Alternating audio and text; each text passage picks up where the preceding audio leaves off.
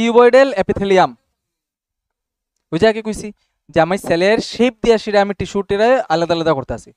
Epithelium তো epithelium covering হয়ে থাকবো।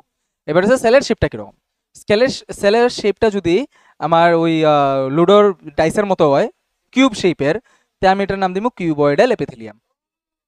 ঠিক আছে, তো কিউবয়েডাল এপিথেলিয়াম এরকম এরকম থাকবো।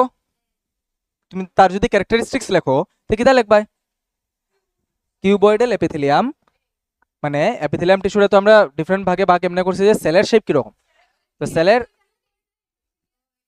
ফ্ল্যাট থাকলে স্কোয়ামাস আর কিউব শেপের থাকলে কিউবয়েডাল। তো আমি যদি সেলের এই টিস্যুর ক্যারেক্টারিস্টিক্স লিখি তো কিটা লিখবো, সেল কিউবিন শেপ কিউবিক শেপের।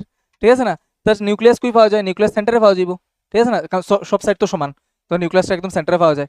ঠিক আছে, আচ্ছা এবার হইছে এটাও যে থাকে না ওই যে জায়গাটা, এটাও বেসমেন্ট মেমব্রেন। ঠিক আছে,